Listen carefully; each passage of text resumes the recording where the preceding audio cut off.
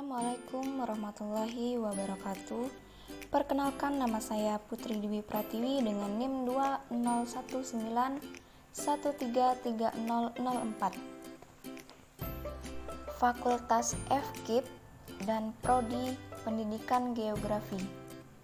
Kali ini saya akan menjelaskan tentang mitigasi bencana alam yang ditugaskan oleh dosen pengasuh Pak Denny Pujihartono dengan mata kuliah Media Pembelajaran Inovatif Geografi. Pengertian mitigasi bencana alam.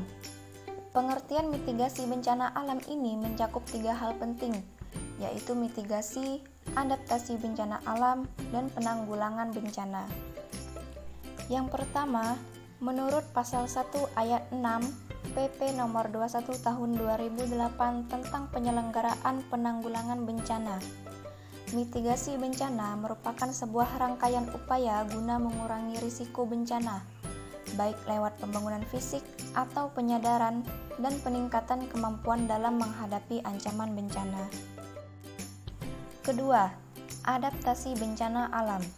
Adaptasi bencana alam ialah penyesuaian sistem alam dan manusia terhadap bencana alam yang terjadi, guna mengurangi dampak negatifnya. Dan yang ketiga, penanggulangan bencana. Penanggulangan bencana atau tanggap darurat bencana merupakan rangkaian kegiatan yang dilakukan sesegera mungkin setelah kejadian bencana untuk menangani dampak buruk yang ditimbulkan. Rangkaian kegiatan itu meliputi penyelamatan dan evakuasi korban, pemenuhan kebutuhan dasar, perlindungan, pengurusan pengungsi, dan pemulihan sarana dan prasarana. Kemudian, jenis-jenis mitigasi. Yang pertama, mitigasi struktural. Mitigasi ini adalah upaya untuk meminimalkan bencana yang dilakukan dengan cara pembangunan berbagai prasarana fisik dan menggunakan teknologi. Misalnya, dengan membuat waduk untuk mencegah banjir, membuat alat pendeteksi aktivitas gunung berapi, membuat bangunan yang tahan gempa, atau menciptakan early warning system untuk memprediksi gelombang tsunami. Yang kedua, mitigasi non-struktural. Mitigasi ini adalah upaya untuk mengurangi dampak bencana selain dari cara-cara di atas, seperti membuat kebijakan dan peraturan. Contohnya, Undang-Undang PB atau Undang-Undang Penanggulangan Bencana sebagai upaya non-struktural dalam bidang kebijakan, pembuatan tata ruang kota, atau aktivitas lain yang berguna bagi penguatan kapasitas warga. Lalu, tujuan mitigasi. Lantas, selain upaya mengurangi risiko bencana, apa sih tujuan dari mitigasi? Yang pertama adalah meminimalisir risiko korban jiwa, kemudian meminimalisir kerugian ekonomi, dan meminimalisir kerusakan sumber daya alam.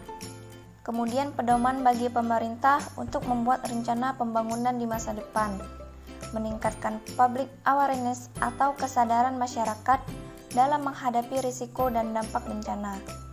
Dan yang terakhir adalah membuat masyarakat merasa aman dan nyaman. Kegiatan dalam mitigasi. Lalu, apa saja sih yang dilakukan selama kegiatan dalam mitigasi bencana? Yang pertama adalah mengenal dan memantau risiko bencana. 2. Membuat perencanaan partisipasi penanggulangan bencana. 3. Memberi awareness bencana bagi warga sekitar. 4. Mengidentifikasi dan mengenal sumber ancaman bencana. 5. Memantau penggunaan teknologi tinggi dan pengelolaan SDA. Keenam, mengawasi pelaksanaan tata ruang. Dan ketujuh, mengawasi pengelolaan lingkungan hidup. Prinsip-prinsip dalam mitigasi. Berikut ini adalah prinsip-prinsip dalam melakukan mitigasi. 1. Bencana yang terjadi adalah pelajaran saat terjadi bencana berikutnya. 2. Butuh kerjasama berbagai pihak. 3. Dilaksanakan secara aktif. 4. Harus lebih mendahulukan kelompok rentan supaya menghindari lebih banyak korban jatuh. Dan yang kelima, harus selalu dipantau dan dievaluasi supaya hasilnya efektif. Lantas, bencana apa saja sih yang sering terjadi di Indonesia maupun daerah negara lainnya?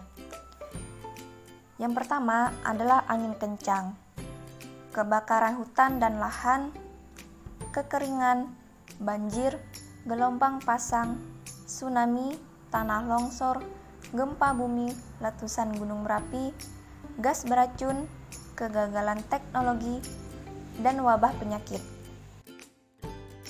Nah, itulah penjelasan lengkap seputar mitigasi bencana alam dari saya. Bencana nggak bisa dihindari, makanya kita perlu selalu mawas diri dan siap menghadapi bencana kapanpun dan dimanapun. Akan tetapi, selalu berdoa dengan Yang Maha Kuasa supaya kita selalu dilindungi. Terima kasih. Wassalamualaikum warahmatullahi wabarakatuh.